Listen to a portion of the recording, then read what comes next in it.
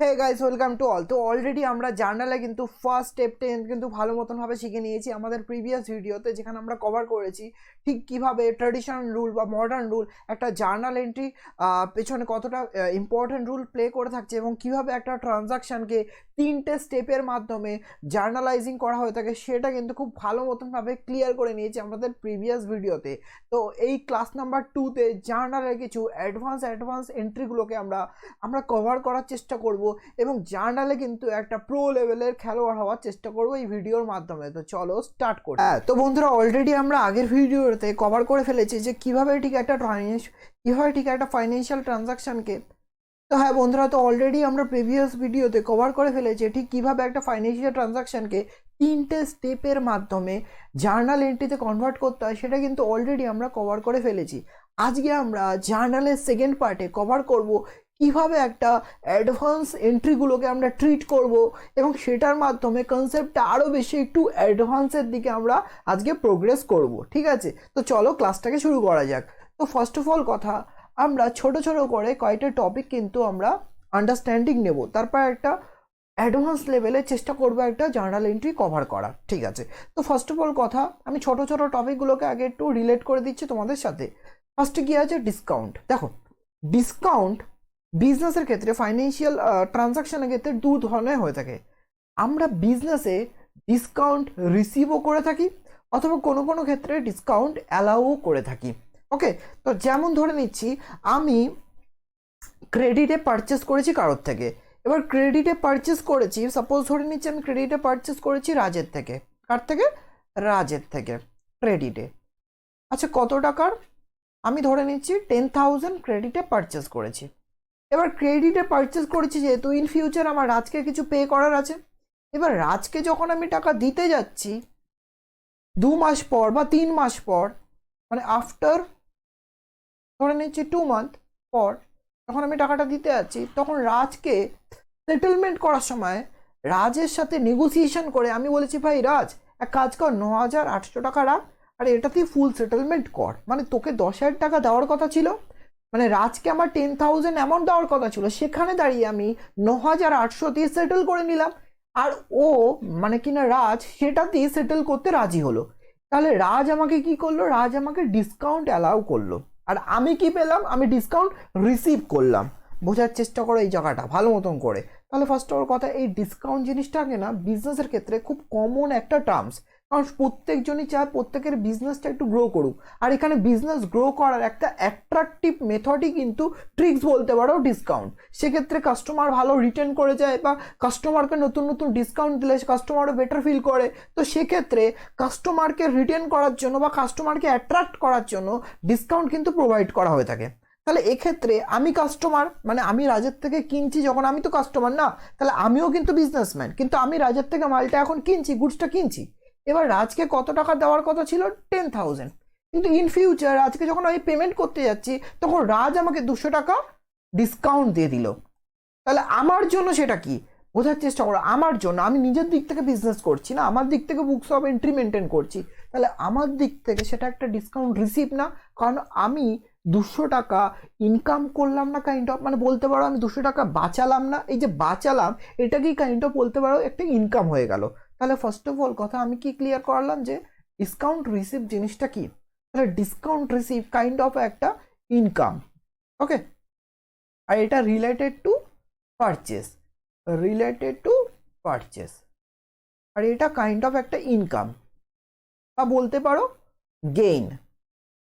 ওকে, ঠিক আছে। তাহলে এই যে আমরা একটা বিজনেসে ডিসকাউন্ট রিসিভের মাধ্যমে একটা গেইন করলাম, তাহলে এটাকে একটা অ্যাকাউন্টিং ট্রিটমেন্ট থাকা উচিত। তো ফার্স্ট অফ অল কথা, তোমরা ট্র্যাডিশনালে যাও, ট্র্যাডিশনাল গেলে এটা একটা কি? ইনকাম বা গেইন অলওয়েজ ক্রেডিট। তাহলে এটাকে কি করব? আমরা ক্রেডিটে করব। আর যদি মডার্ন রুলে যাও, তাহলে এটা একটা ইনকাম অলওয়েজ ক্রেডিট। ইনকাম যদি ইনক্রিজ করে তাহলে ক্রেডিট করতে হয়। তাহলে দুটো রুলই অনুযায়ী কিন্তু আমাকে কি করতে হবে? ক্রেডিট করতে হবে। বন্ধুরা বুঝতে পারছো? এই অবধি কনসেপ্ট ক্লিয়ার আছে? ঠিক আছে, এবার আমরা কি করব? Discount allow. তাহলে ডিসকাউন্ট অ্যালাউ কি হচ্ছে? ডিসকাউন্ট অ্যালাউ, এবার আমি সেল করছি কাউকে, ডিসকাউন্ট অ্যালাউ হলো রিলেটেড টু সেল। এবার সাপোজ ধরে নিচ্ছি আমি সেল করছি বিশ্বাসকে। ওকে, কত টাকা? 20,000। এবার তাহলে সেল করছি যেহেতু বিশ্বাসকে, তাহলে বিশ্বাসের থেকে ধরে নিচ্ছি ক্রেডিটে সেল করছি, তাহলে ইন ফিউচার বিশ্বাসের থেকে আমার ক্যাশ পাওয়ার আছে না, তখন যখন আমি ওর থেকে টাকাটা নেব তখন আমিও সেমভাবে ওকে কিছু ডিসকাউন্ট দেবো, সেমভাবে আমাকেও বিজনেসে কাস্টমার রিটেন করতে হবে বা কম্পিটিটিভ মার্কেটে নিজেকে চালাতে হবে, সেক্ষেত্রে আমি ওকে কিছু ডিসকাউন্ট দেবো। তাহলে আমি যখন ওর থেকে পেমেন্ট নেব তখন সামথিং ধরে নিচ্ছি আমি 9,000 সরি আমি 19,800 নিয়ে নিচ্ছি, আমি 19,800 নিয়ে নিচ্ছি, তাহলে আমি এখানে 200 রুপিস ডিসকাউন্ট দিলাম কাকে না বিশ্বাসকে। তাহলে আমার জন্য এটা কি কাইন্ড অফ আ লস না, কাইন্ড অফ একটা এক্সপেন্সেস না? তাহলে এক্ষেত্রে আমি যেই লসটা আমি এখানে বেয়ার করলাম এটাই হলো কাইন্ড অফ আমার জন্য ডিসকাউন্ট অ্যালাউ, কারণ আমি ডিসকাউন্টটা দিলাম আর ও নিল।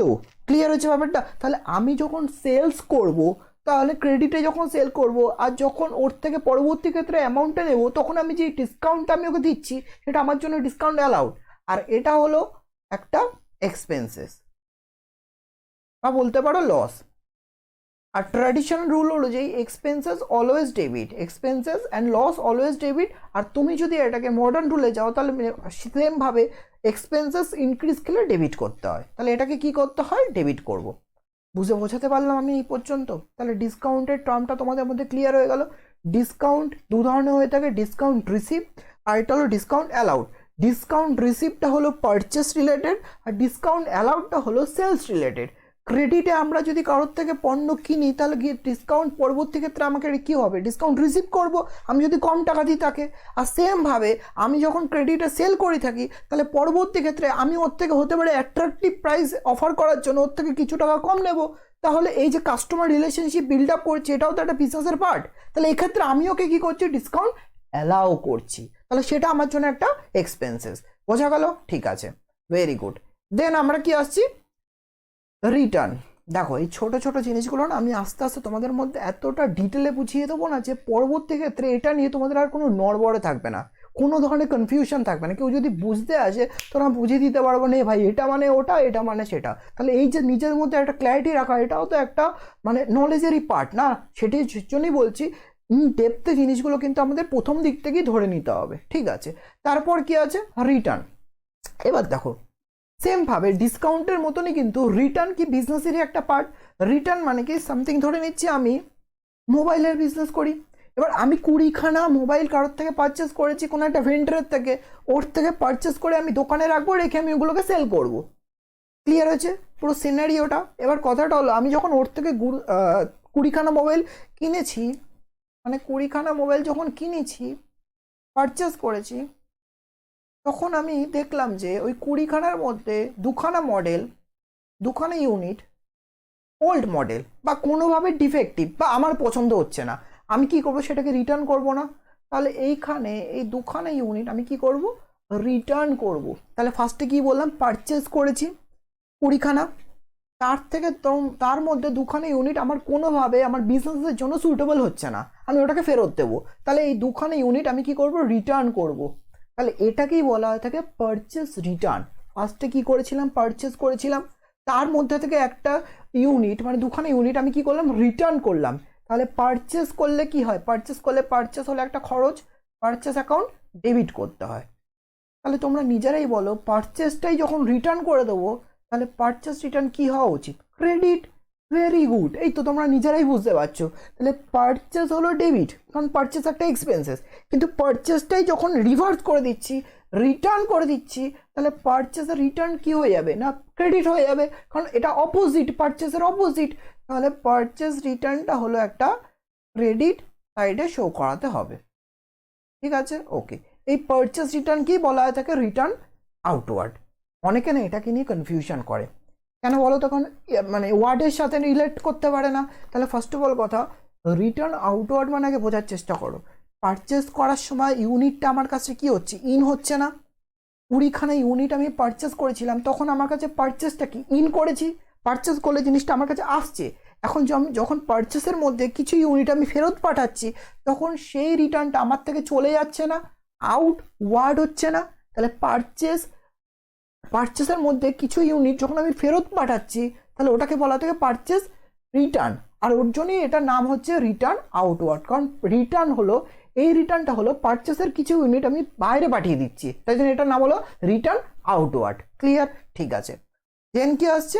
Sales return. এবার সেলস রিটার্ন সাপোজ ধরে নিচ্ছি আমি 2000 খানা ইউনিট সেল করেছি কোনো একটা কাস্টমারকে সেল করেছি, ভেরি গুড। এবার এই কাস্টমারকে সেল করেছি, তখন সেমভাবে কাস্টমার কিছুদিন পর মনে হলো সেই 2000-এর মধ্যে 100 খানা ইউনিট তার সুটেবল হচ্ছে না, বা তার জন্য মনে হচ্ছে ওর জন্য ড্যামেজ হয়েছে, বা কোনো কারণে ওই 100 খানা ইউনিট ও আমাকে ফেরত দেবে। তাহলে আমি আগে ওই 2000 খানা ইউনিট সেল করেছি বলেই তো আমাকে এই 100 খানা ইউনিট আজকে রিটার্ন করতে পারবে, তাই না? তাহলে এটাকেই বলা থেকে সেলস রিটার্ন। তাহলে যখন আমি সেলস করেছিলাম তখন ইউনিটগুলোকে আমি বাইরে পাঠিয়েছি, এখন সেলেরই কিছু ইউনিট আমার কাছে ফেরত আসছে, তাহলে এটাকে বলা থেকে রিটার্ন ইনওয়ার্ড। ক্লিয়ার? তাহলে রিটার্ন ইনওয়ার্ড হলো সেলসেরই রিভার্স, আর রিটার্ন আউটওয়ার্ড হলো পারচেজের রিভার্স।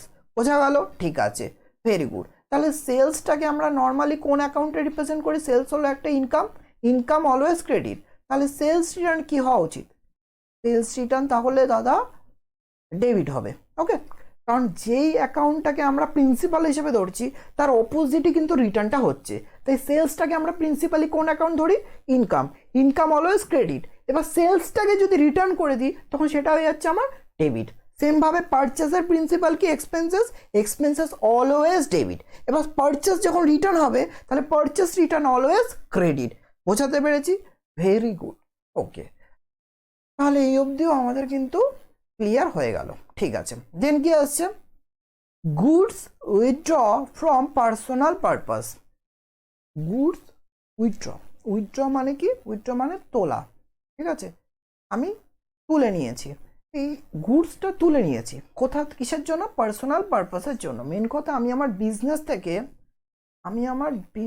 থেকে সাপোজ ধরেন আমার কিসের বিজনেস? সাপোজ ধরে নিচ্ছি আমার মোবাইলের বিজনেস। এই মোবাইলের বিজনেসে আমি কি করেছি? আমার বিজনেস থেকে একখানা মোবাইল আমি নিয়েছি, কিসের জন্য? পার্সোনাল ইউজের জন্য। বা হতে পারে আমি আমার রিলেটিভকে গিফট করব, বা আমি আমার দাদা বা আমি আমার বোনকে গিফট করব, বা নিজের পার্সোনাল পারপাসে আমার বিজনেস থেকে তুলে নিয়েছি। অনেকেই কিন্তু করে থাকে।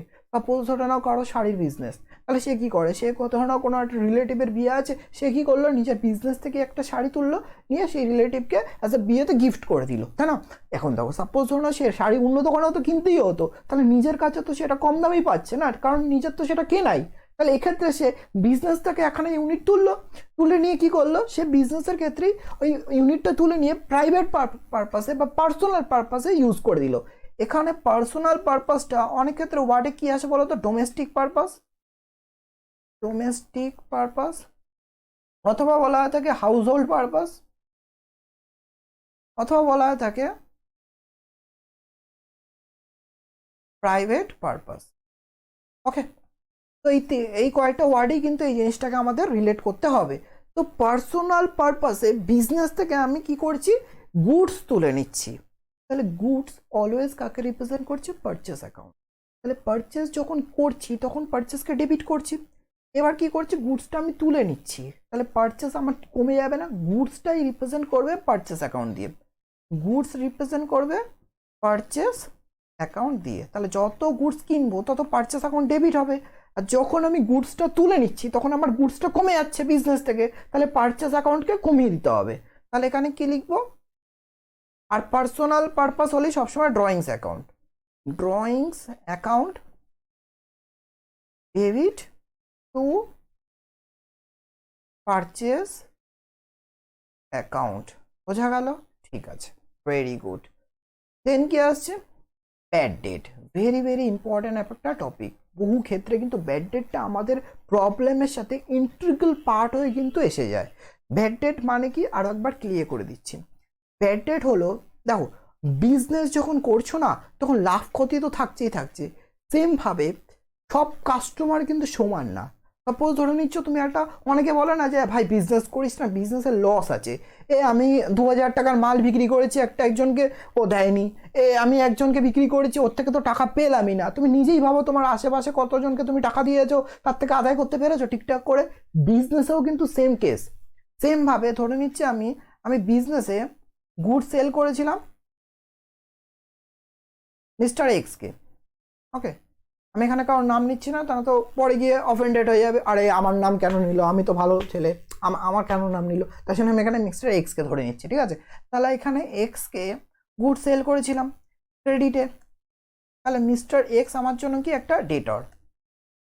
কত টাকা সেল করেছিলাম, সাপোজ ধরে নিচ্ছি 10,000। এবার পরে গিয়ে যখন টাকা দেওয়ার কথা হয়ে থাকে 2 মাস পর বা 3 মাস পর, তখন ও কী করছে, আমাকে 6,000 টাকা দিতে পেরেছে আর 4,000 টাকা দিতে পারিনি কোনো কারণে। আমি কিন্তু ওকে ডিসকাউন্ট দিইনি, আমি ওর থেকে 10,000 টাকাই চেয়েছি, ও আমাকে 4,000 টাকা দিতে পারেনি। এক নয় ও ইনসলভেন্ট হয়ে গেছে। ইনসলভেন্ট মানে কি, দেউলিয়া। যে ব্যক্তিটা তার লায়াবিলিটি মেটাতে পারে না তাকে বলা হয় থাকে ইনসলভেন্ট। আর insolvent always declared by court. Insolvent তুমি মুখে মুখে ঘোষণা করতে পারো না যে আমি ইনসলভেন্ট হয়ে গেছি। ইনসলভেন্ট ফাইল হবে, কোর্ট তারপর ডিসাইড করবে যে তুমি ইনসলভেন্ট কি ইনসলভেন্ট না। তাহলে একটা ব্যক্তি কি হয়ে গেছে, তার দেউলিয়া হয়ে গেছে, সে বিজনেসে লস খেয়েছে, সেও আমাকে আর টাকা দিতে পারেনি। মানে তার থেকে আমি 6,000 টাকা আদায় করতে পেরেছি, রিয়েলাইজ করতে পেরেছি, আর আনরিয়েলাইজড মানে আদায় করতে পারিনি কতটুকু, 4,000। এই যে 4,000 টাকাটা আমি আদায় করতে পারিনি, এটাই আমার বিজনেসের জন্য ব্যাড ডেট। বোঝা গেল? তাহলে আনরিয়েলাইজড অ্যামাউন্টটাই হলো আমার জন্য কি, ব্যাড ডেট। তাহলে এখানে ব্যাড ডেট বলতে আমি কি বোঝাবো, আনরিয়েলাইজড অ্যামাউন্ট। ওকে, তাহলে ব্যাড ডেট কি, আমার বিজনেসের জন্য একটা লস, ঠিক আছে। তার লস অলওয়েজ ডেবিট। এই ডেবিটের জন্য আমার ডেটর কমে গেল, তাহলে সেমভাবে এন্ট্রিটা কি হবে, bad debt account debit to debtor. বোঝা গেল? ওকে দাদা, বুঝতে পেরেছি, এখন কনসেপ্টটা আস্তে আস্তে ক্লিয়ার হচ্ছে। Very good. এবার আমি কি করব, ব্যাড ডেট রিকভারি, ঠিক আছে। তাহলে দেখো, ফার্স্টে আমি কি করেছিলাম, আমি এখানে ব্যাড ডেটটাকে ক্রিয়েট করেছিলাম, তাহলে ব্যাড ডেট আমি এখানে রেকর্ড করেছিলাম যে ব্যাড ডেট অ্যাকাউন্ট। ওকে, সেমভাবে এবার আমি এখানে কি করব, ব্যাড ডেট রিকভারি করব।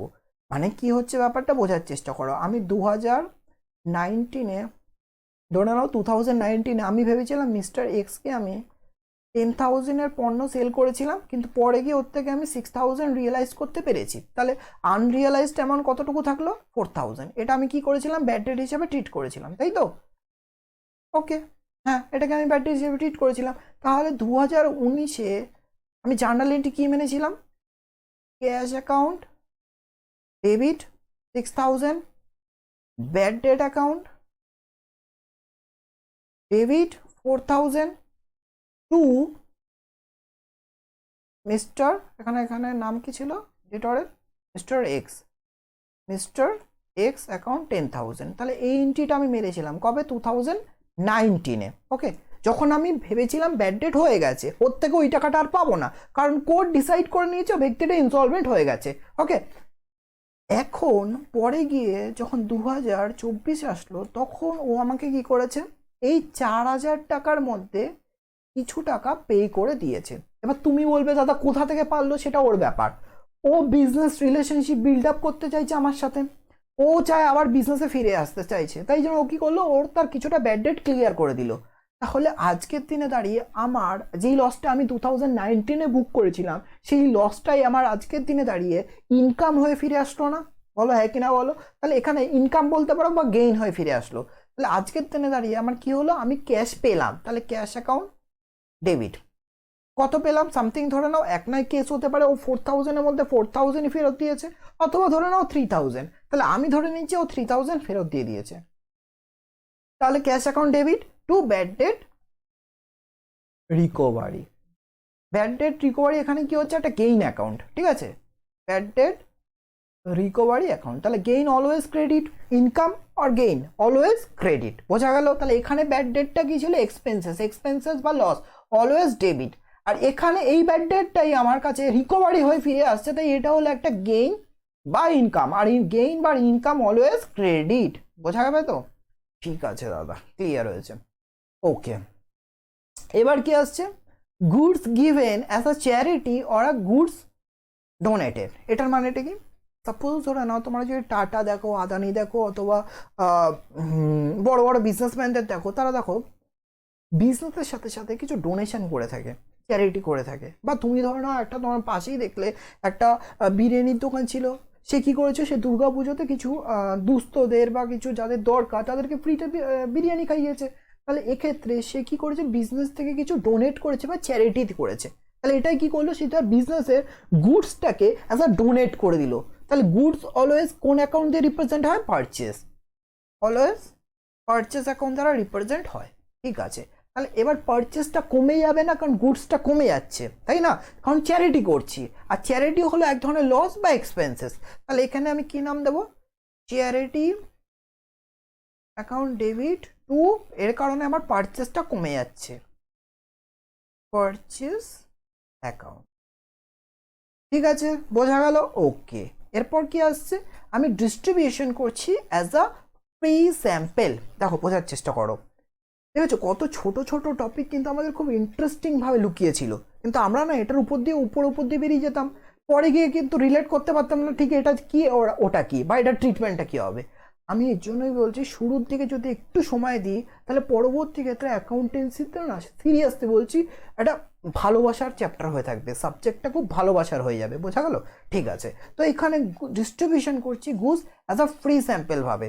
জিনিসটা কি দেখো, তোমরা যদি দেখে থাকো, তোমরা অনেক টিচারের কাছেই পড়ছো অ্যাকাউন্টস বা কমার্স, তাহলে সেক্ষেত্রে তোমরা যদি দেখে থাকো, সেই সকল টিচারের কাছে না অনেক স্পেসিমেন কপি বুকস থাকে। সেগুলো কোথা থেকে পায় তারা? সেগুলো না অ্যাকচুয়ালি সেই কোম্পানির পাবলিকেশন হাউস কিছু সেলসম্যানসের দ্বারা তোমাদের ওই টিচারের কাছে পৌঁছে দেয়, যে বইটা রাখুন। অ্যাজ আ টিচারের কাছে গিয়ে বলে, স্যার আপনি বইটা রাখুন, আর আপনি রেকমেন্ডেড করবেন আপনাদের স্টুডেন্টদের যে এই বইটা যেন তারা কেনে। তাহলে কোম্পানি এখানে কি করলো, মানে যেই সাপোজ ধরে নিচ্ছে একটা XYZ পাবলিশার, আমি আর এখানে নাম টাম নিচ্ছি না, ঠিক আছে, XYZ একটা বইয়ের পাবলিশার, অ্যাকাউন্টেন্সি বই, সে কি করলো, কতগুলো টিচারের কাছে গেল, ওকে, কতগুলো টিচারের কাছে গিয়ে ফ্রিতে বইগুলো দিয়ে আসলো, ফ্রি প্রমোশনের জন্য। এটা কাইন্ড অফ অ্যাডভার্টাইজমেন্ট। তাহলে ফ্রি স্যাম্পেল ভাবে ডিস্ট্রিবিউশন করে দিয়ে চলে আসলো কাদের কাছে? ওই সকল স্যারের কাছে। এবার ওই স্যারগুলোকে ওই বইটা রেকমেন্ড করবে স্টুডেন্টদের, আর স্টুডেন্টরা কিনলে তাহলে কোম্পানিটা একটা সেল বেড়ে যাবে। তাহলে এটা কি বল থাকে? একটা প্রমোশন। বোঝা গেল ব্যাপারটা? তাহলে এক্ষেত্রে তোমার কোম্পানি কি করছে? গুডসটা ফ্রিতে ডিস্ট্রিবিউশন করছে কয়েকটা স্পেসিফিক লোকজনদের, যাতে সেলটা ইনক্রিজ হয়। তাহলে এক্ষেত্রে আবারও বলছি, goods is equal to purchase account, goods is equal to purchase account. তাহলে এখানে গুডসটা কোম্পানি ফ্রিতে ডিস্ট্রিবিউশন করছে না, তাহলে গুডসটা বাড়ছে না কমছে? কমছে। ওকে, তাহলে এখানে নামটা কি হবে? ফ্রি স্যাম্পল অ্যাকাউন্টও লিখতে পারো, অথবা অ্যাডভার্টাইজমেন্ট। আমি বলবো মাথায় রাখবে অ্যাডভার্টাইজমেন্ট অ্যাকাউন্টটাই বেশি এখানে মানে বেশি অ্যাপ্লিকেবল হয়ে থাকবে, তাই জন্য অ্যাডভার্টাইজমেন্ট অ্যাকাউন্টে গিয়ে লেখার চেষ্টা করো, অথবা তুমি ফ্রি স্যাম্পল লিখলেও কাটবে না। ওকে, তাই আমি দুটোই এখানে লিখছি, ফ্রি স্যাম্পল করা অ্যাডভার্টাইজমেন্ট অ্যাকাউন্ট ডেবিট। আর এটার কারণে আমার কি কমে যাচ্ছে? গুডস কমে যাচ্ছে। গুডস অলওয়েজ কোন অ্যাকাউন্ট দিয়ে রিপ্রেজেন্ট হয়? Purchase account. ভেরি গুড, ঠিক আছে। এরপর কি আসছে? Outstanding expenses. এবার দেখো, এক্সপেন্সেস মানে কি? এক্সপেন্সেস মানে খরচ, মানে বিজনেসে যেগুলো আমরা খরচ করে থাকি, যেমন রেন্ট পেইড করছি, যেমন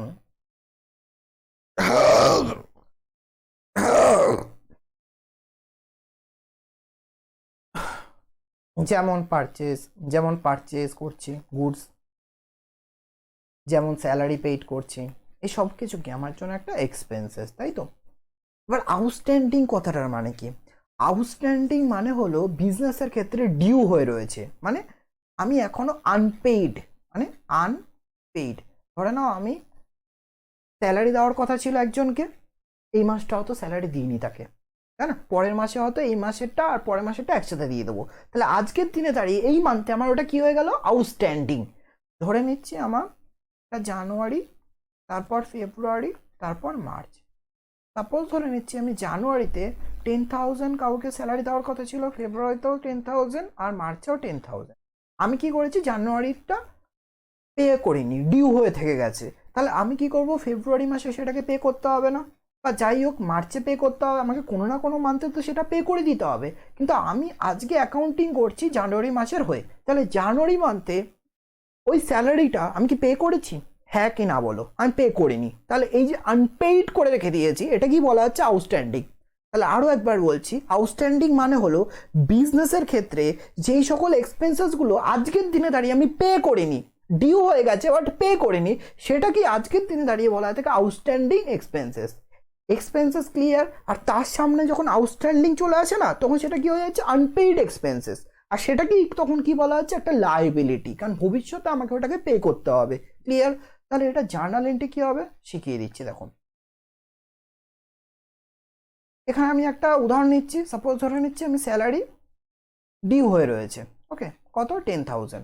তাহলে স্যালারি তো আমি পে করিনি, কিন্তু স্যালারি একটা এক্সপেন্সেস, এখানে কি হবে স্যালারি অ্যাকাউন্ট ডেবিট। কিন্তু ক্যাশ তো হবে না বাবা, কারণ ক্যাশ তো আমি ওকে দিইনি, এই মুহূর্তে ডিউ রয়েছে। তাহলে এই মুহূর্তে দাঁড়িয়ে আমার একটা লাইবিলিটি তৈরি হয়ে গেল। ক্লিয়ার? যেটার নাম কি outstanding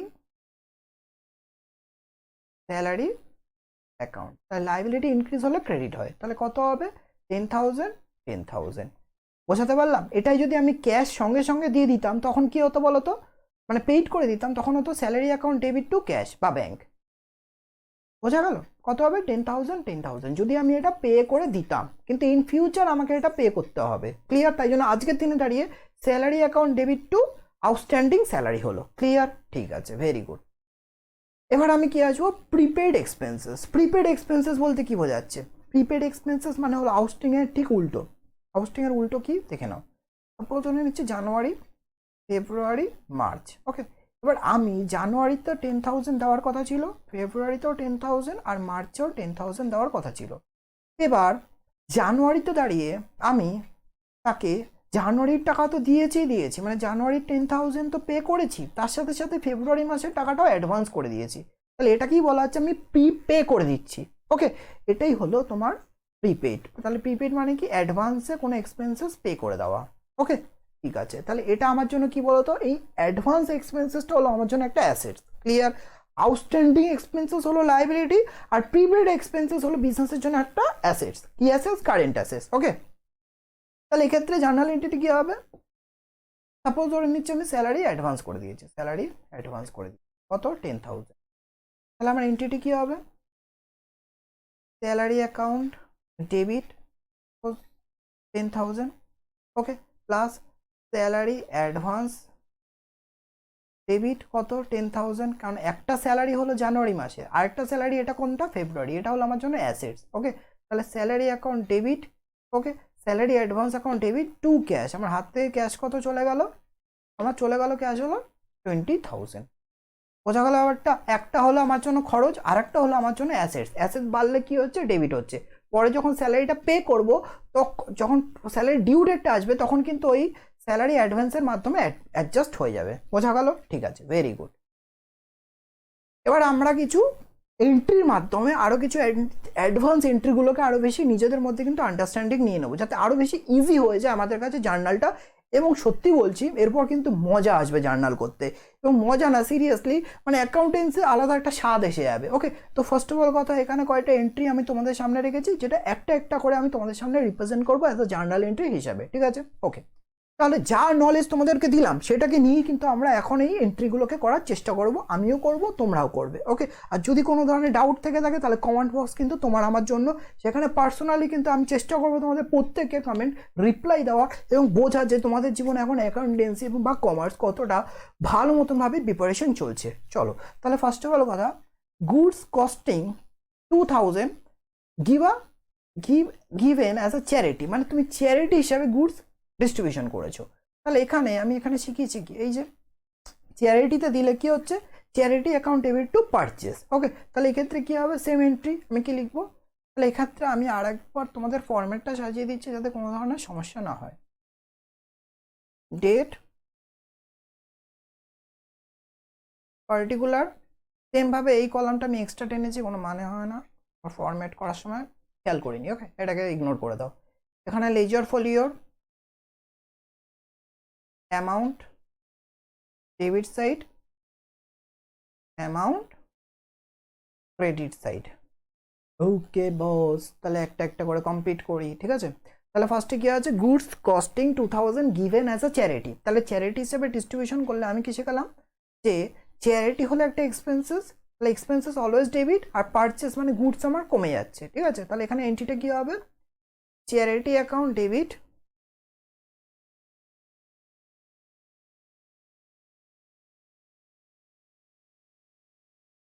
charity account debit to purchase account.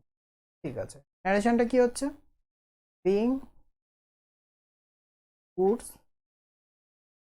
Distributed as,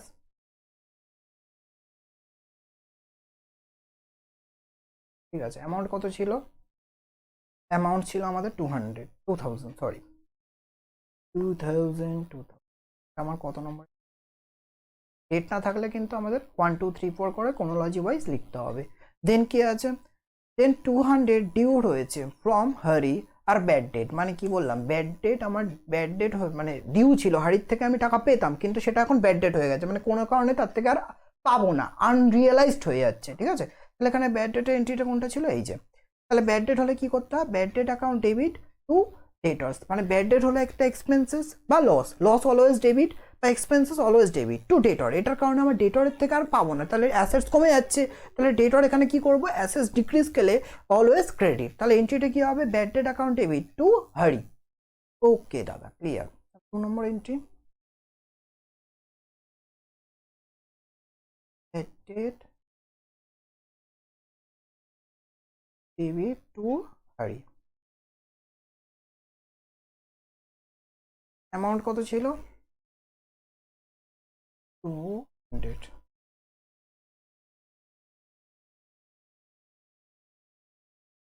being amount due from sorry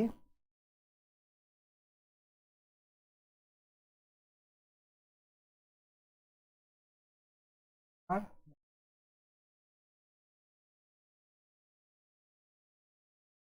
ঠিক আছে। দেন কি এন্ট্রি আছে? দেন আছে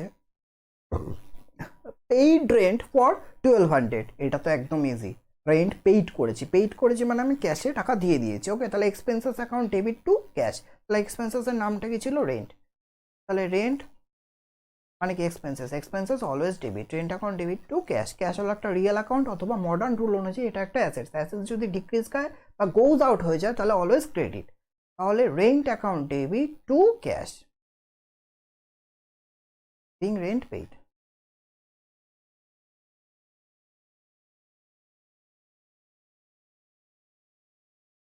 অ্যামাউন্ট কত? 1200।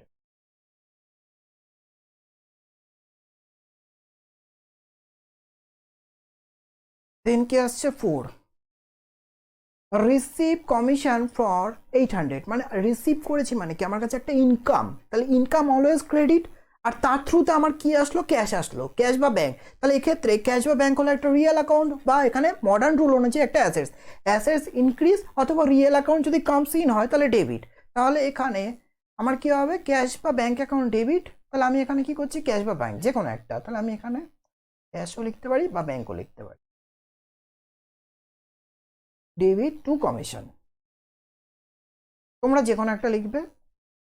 যদি ক্যাশে বলে থাকে ট্রানজাকশন তাহলে অলওয়েজ ক্যাশ লিখবে, আর যদি চেক বলে থাকে তাহলে অলওয়েজ ব্যাংক লিখবে। ঠিক আছে, কিন্তু দুটোর মধ্যে যে কোনো একটা লেখার চেষ্টা করবে। এখানে যদি এখানে যেহেতু সাইলেন্ট রয়েছে তাই আমি এখানে ক্যাশও ইউজ করতে পারি, ব্যাংকও ইউজ করতে পারি। তোমরা কি করবে? যে কোনো একটা। ওকে, কমিশন অ্যাকাউন্ট বিং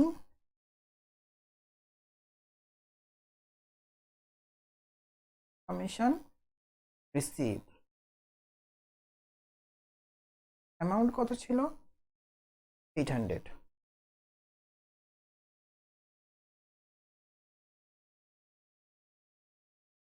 ওকে, পারচেস করেছে গুডস ফর 10,000 ইন ক্যাশ। মানে এটা তো ইজি আছে, গুডস পারচেস করেছে, purchase account debit to cash. Purchase হলো একটা এক্সপেন্সেস অলওয়েজ ডেবিট। আর এর থ্রুতে আমার রিয়েল অ্যাকাউন্ট মানে ক্যাশ অ্যাকাউন্ট বেরিয়ে যাচ্ছে, গোজ আউট হয়ে যাচ্ছে, এই জন্য ক্রেডিট। বা মডার্ন রুল অনুযায়ী পারচেস হলে এক্সপেন্সেস ইনক্রিজ করলে ডেবিট। আর রিয়েল মডার্ন রুল অনুযায়ী অ্যাসেটস হলো একটা অ্যাসেটস, ডিক্রিজ করলে always credit. Okay, purchase account debit to cash account being goods purchase. আর অলওয়েজ মাথায় রাখবে, গুডস পারচেস করলে অলওয়েজ পারচেস অ্যাকাউন্ট দিয়ে রিপ্রেজেন্ট করবে, আর গুডস সেল করলে অলওয়েজ সেলস অ্যাকাউন্ট দিয়ে রিপ্রেজেন্ট করবে, বিং গুডস পারচেস। ঠিক আছে, অ্যামাউন্ট কত ছিল? 10,000।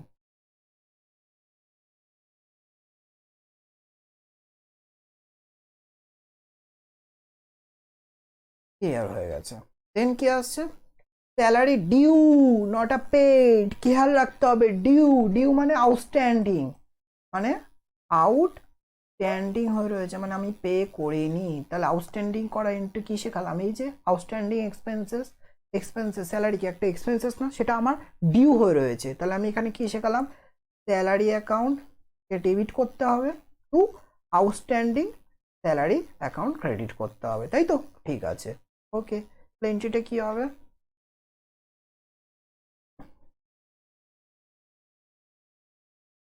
স্যালারি অ্যাকাউন্ট ডেবিট টু, এখানে যদি পে করে দিতাম তাহলে বস এখানে কিন্তু salary account debit to cash বা ব্যাংক হতো, কিন্তু আমি এখানে পে করছি না, আমি আউটস্ট্যান্ডিং রেখেছি।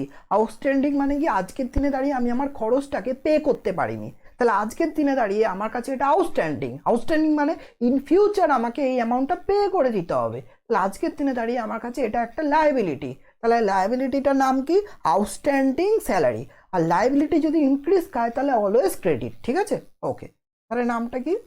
Outstanding salary. দেখো আমি তোমাদের জন্য এই জায়গাটা একটু এক্সট্রা করে বুঝিয়ে দিচ্ছি, কারণ আমার মনে একটু খুঁতখুত করছে, ঠিক আছে? এই দেখো, সাপোজ ধরো 2-3 মাস এটা পরে এটাকে তো পে করবোই না, আউটস্ট্যান্ডিং স্যালারি তো আমাকে একটা সময় পর তো পে করতে হবে, না তো আমাকে তো কর্মচারীরা তো আমাকে মারতে আসবে না রাত্রিবেলা, তাহলে আমাকে পে তো করতে হবে না। তাহলে ইন ফিউচার যখন পে করবো না, তখন এন্ট্রিটা কী হয় বলো তো?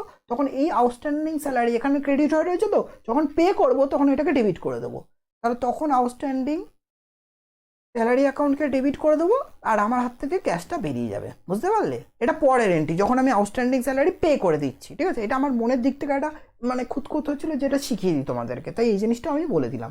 এখানে তোমাদেরকে এই এন্ট্রিটাই মারতে হবে, ক্লিয়ার? ঠিক আছে দাদা, বুঝতে পারলাম।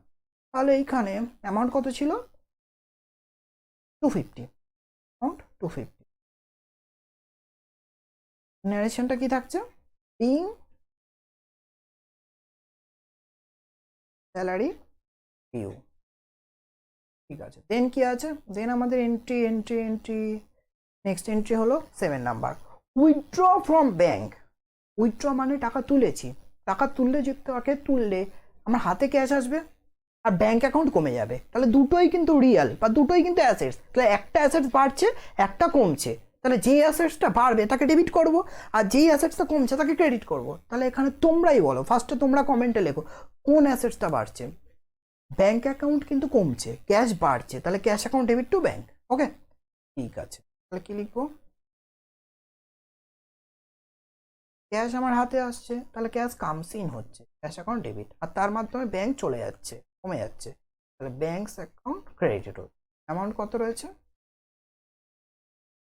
1000।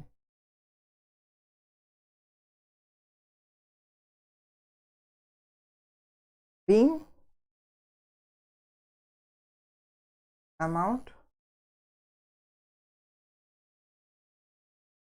withdrawn from bank,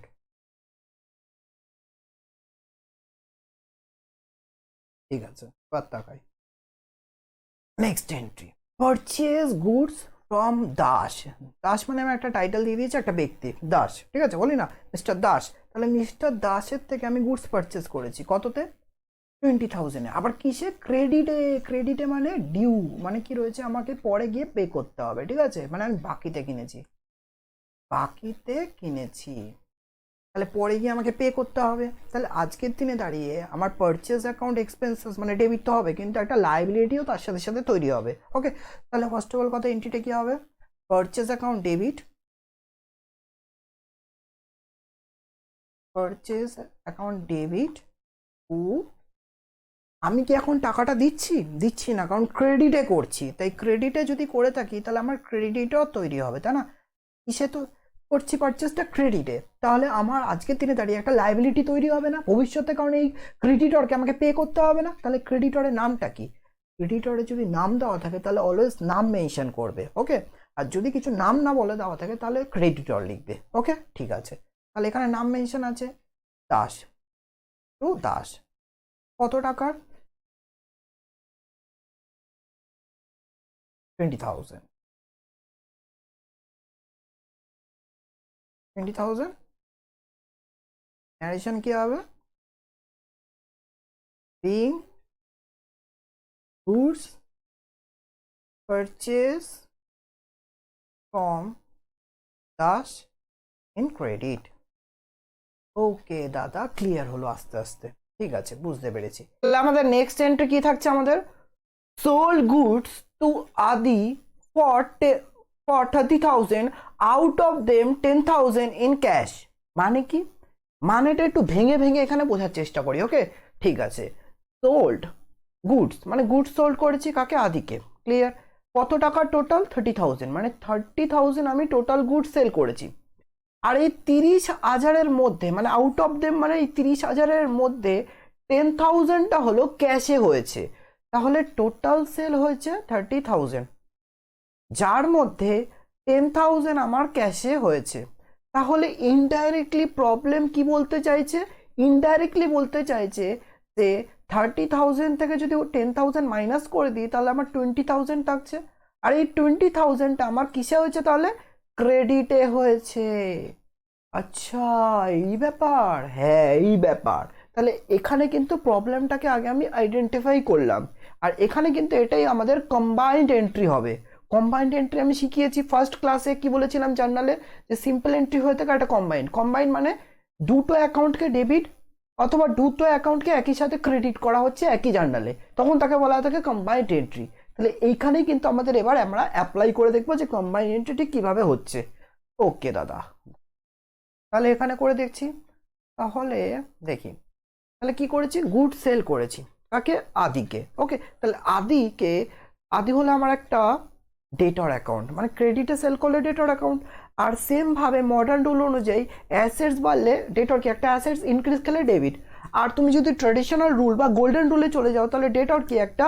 ডেটর হলো একটা রিসিভার মানে personal account receiver always debit মানে ডেটরের থেকে পাওয়ার আছে রিসিভ করা আছে দেন ইট ইজ কল্ড রিসিভার ওকে ঠিক আছে দাদা তাহলে আমি ফার্স্ট অফ অল কথা আমি সেলটাকে আগে লিখবো টু সেলস অ্যাকাউন্ট সেলস হলো একটা রেভিনিউ অলওয়েজ ক্রেডিট ঠিক আছে তাহলে এখানে সেলস কত ছিল আমার টোটাল ছিল দাদা 30,000 ওকে এবার 30,000-এর মধ্যে ক্যাশ কতটুকু পাচ্ছি তাহলে ক্যাশ হলো একটা অ্যাসেটস ইনক্রিজ করলে ডেবিট অথবা রিয়েল অ্যাকাউন্ট কামস ইন হলে ডেবিট তাহলে ক্যাশ আসছে আমার 10,000 30,000-এর মধ্যে আমার 10,000 ক্যাশ আসছে তাহলে রিমেনিং মানে বাদবাকি পার্ট কতটুকু রয়েছে আমার 20,000 যেটা আমার ডেটর অ্যাকাউন্টে চলে যাবে আর ডেটরের নাম কি এখানে আদি অ্যাকাউন্ট তাহলে এটা কি একটা কম্বাইন্ড এন্ট্রি না কারণ দুটো অ্যাকাউন্টকে কিন্তু একই সাথে আমরা ডেবিট করলাম তাহলে এটা হয়ে গেল একটা কম্বাইন্ড এন্ট্রি এবার ন্যারেশনটা লিখে নিই বিং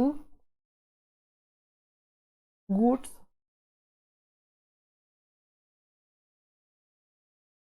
সেলস টু আদি ঠিক আছে এবার ডিটেলেও লিখতে পারো গুডস সেলস টু আদি total 30,000 out of them 10,000 in cash আমি আর লিখছি না তোমরা এটাকে টোটালেও লিখতে পারো ঠিক আছে তারপর কি আছে তারপর আছে আমার পেইড করেছি দাসকে এই যে আমি বাকিতে কিনেছিলাম না এই যে দাসের থেকে আমি ক্রেডিটে পারচেস করেছিলাম কত 20,000 এখন সময় এসে গেছে দাসকে রিপেমেন্ট করার আর আমি কত রিপেমেন্ট করেছি 18,500 মানে 18,500 আর নিয়ে তাতেই ফুল সেটেলমেন্ট হয়ে গেছে ফুল সেটেলমেন্ট মানে কি মানে আমি 20,000-এর জায়গায় আমি 18,500 দিয়েছি আর দিয়ে ফুল সেটেল করছি ফুল সেটেলমেন্ট আর আমাকে কোনো কিছু দিতে হবে না খাতা ক্লোজ তাহলে ও আমাকে 1,500 টাকা মানে কি করে পেলাম 20,000-এর জায়গায় আমি ওকে কত দিলাম 18,500 তাহলে আমার 1,500 মানে 1,500 টাকা দিতে হলো না তাহলে এটা আমার জন্য ডিসকাউন্ট রিসিভ না কাইন্ড অফ একটা গেইন না মানে ইনকাম না তাহলে এই জায়গাটা কিন্তু আমি ইন্টারপ্রেট করা শেখালাম মাথায় ঢুকেছে আর এখানেও কি হবে কম্বাইন্ড এন্ট্রি হবে এই জায়গাটা কিন্তু আস্তে আস্তে একটু বোঝার চেষ্টা করতে হবে ঠিক আছে তাহলে আমি ফার্স্টে আমি আগের জার্নালের সাথে রিলেট করলাম এখানে কি হয়েছিল পারচেস অ্যাকাউন্ট ডেবিট মানে যখন আমি ক্রেডিটে পারচেস করেছিলাম তখনকার এন্ট্রি এটা purchase account debit two Das এখানে কি হয়েছিল ক্রেডিটর ক্রিয়েট হয়েছিল ঠিক আছে এখন আমি তার থেকে তাকে টাকাটা পে করব তাহলে আমার ক্রেডিটর কমে যাবে তাহলে দাসকে এখানে আমি কি করব ডেবিট করব আচ্ছা ঠিক আছে দাসকে আমি কি করব ডেবিট করব দাস অ্যাকাউন্ট ডেবিট এবার দাসকে আমি কত ডেবিট করব যতটুকু টাকা আমি ক্রেডিট করেছিলাম কত টাকা ক্রেডিট করেছিলাম 20,000, কারণ পুরোটাই সেটেলমেন্ট হচ্ছে, ওর খাতায় ক্লোজ হয়ে যাবে আমার এখন 20,000। আর এই 20,000-এর এগেনস্টে আমি ওকে ক্যাশ দিচ্ছি কত দাদা? ক্যাশ দিচ্ছি হলো 18,500, 18,500 ক্যাশ বেরোচ্ছে। তাহলে আমার ডিফারেন্সটা কোথায় তৈরি হচ্ছে? ক্রেডিট সাইডে। এটা তো গেল একটা মানে ইনডাইরেক্টলি বোঝা। আর ডাইরেক্টলি বলতে গেলে অ্যাকচুয়ালি আমি 1,500 টাকার কি পেয়েছি? একটা ডিসকাউন্ট রিসিভ পেয়েছি, যেটা আমার কাছে একটা গেইন। আর গেইন অথবা income always credit to discount received. আচ্ছা ঠিক আছে, তাহলে ন্যারেশনটা তোমরা লিখে নিও কি হবে? বিং, আমি লিখে দিচ্ছি, চলো, বিং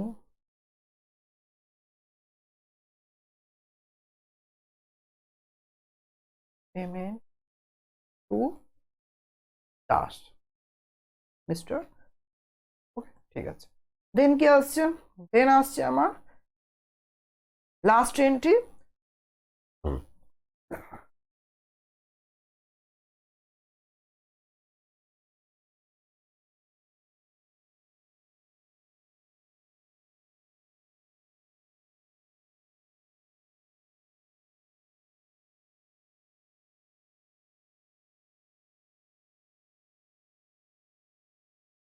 দেন আমার লাস্ট এন্ট্রি কি আসছে? রিসিভ ক্যাশ ফ্রম আদি। এই যে আদিকে আমি ক্রেডিটে সেল করেছিলাম না, টোটাল কত সেল করেছিলাম? 30,000। আর 30,000-এর মধ্যে 20,000 আমার কি ছিল? ক্রেডিটে ছিল না। তাহলে আমি এখন আদির থেকে ওই 20,000 পাবো না? এটুকু তো বোঝা যাচ্ছে, কারণ এখানে পরিষ্কার আমি শিখিয়েছিলাম যে 30,000 কি হয়েছিল? আমি সেল করেছিলাম কাকে? আদিকে। আর তার মধ্যে আমার 10,000 কি ছিল? ক্যাশ। তাহলে ক্যাশটা আমি মাইনাস করে দিয়েছিলাম 30,000 থেকে। তাহলে রিমেনিং কত পড়ে থাকছে? 20,000। এই 20,000 আমি আদির থেকে পাবো না, রিসিভ করার আছে না। তাহলে এইখানে আমি রিসিভ করেছি কত? 20,000 টাকার জায়গায় আমি রিসিভ করেছি 19,000 টাকা, 19,000। আর এটাই কিনা ফুল সেটেলমেন্ট, আরও আমাকে কিছু দেবে না। আর আমিও বলেছি আচ্ছা তোকে আর কিছু দিতে হবে না, ওকে, খাতা ক্লোজ হয়েছে। খাতা ক্লোজ করাটা কি ফুল সেটেলমেন্ট বলে। তাহলে এইখানে আমি যখন ওকে ক্রেডিটে সেল করেছিলাম তখন আদিকে কত ডেবিট করেছিলাম দাদা? আমরা আদিকে ডেবিট করেছিলাম 20,000 দিয়ে। তাহলে এখন ওর থেকে টাকাটা পেয়ে যাব। তাহলে আদিকে ডেবিট করেছিলাম তখন, তাহলে এখন টাকাটা পাবো, তাই আদিকে ক্রেডিট করতে হবে। আর কোন অ্যামাউন্ট? 20,000 দিয়েই, কারণ খাতা ক্লোজ হচ্ছে, ফুল সেটেল হচ্ছে। তাহলে টু আদি কত? 20,000। আর এই 20,000-এর এগেনস্টে আমরা পাচ্ছি কত? আমরা পাচ্ছি হলো 19,000 টাকা। ক্যাশ অ্যাকাউন্ট ডেবিট, ক্যাশ আসছে, ক্যাশ একটা রিয়েল। কামস ইন হলে কি হচ্ছে? ডেবিট হচ্ছে, বা অ্যাসেটস ইনক্রিজ খেলে ডেবিট হয়। তাহলে ক্যাশ কত আসছে আমার? 90,000। তাহলে গ্যাপ কোন সাইডে তৈরি হচ্ছে? আমার ডেবিট সাইডে। আবার বললাম এটা ইনডাইরেক্টলি মেথড, আমি বুঝবো একটু ডাইরেক্ট ভাবে যে এটা 1,000 কিভাবে আসছে। এবার একটুখানি বোঝার চেষ্টা করো। আমি আদির থেকে 20,000 টাকা পাওয়ার কথা ছিল, ওকে ক্রেডিটে সেল করেছিলাম। এবার ওকে, ও যখন আমাকে টাকা দিতে আসছে, ভাই ও বলছে যে ভাই একটু ডিসকাউন্ট দে, তোর সাথে তো অনেক সেল করি, একটু ডিসকাউন্ট দে। আমি বলছি ঠিক আছে চল। আর আমি শিখেছিলাম discount part of the game, মানে বিজনেস করতে গেলে তোমাকে ডিসকাউন্ট একটু দিতেই হবে। তাহলে আমি ডিসকাউন্ট ওকে দিচ্ছি 1,000, মানে ওর থেকে পাওয়ার কথা কত ছিল? 20,000। আর আমি স্ব ইচ্ছায় ওকে বলছি ঠিক আছে যা, তোকে আর দিতে হবে না, তো ওটা 19,000 মানে 19,000 টাকা দিয়ে ফুল সেটেল করে নে। তাহলে আমি ওকে কি করছি? ডিসকাউন্ট দিচ্ছি। তাহলে এই ডিসকাউন্টটা আমার জন্য, আমি ডিসকাউন্ট অ্যালাউ করছি না, খরচ না। কারণ 20,000 টাকা পাওয়ার কথা ছিল, যার জায়গায় আমি কত পাচ্ছি? 19। তাহলে আমার জন্য একটা লস না?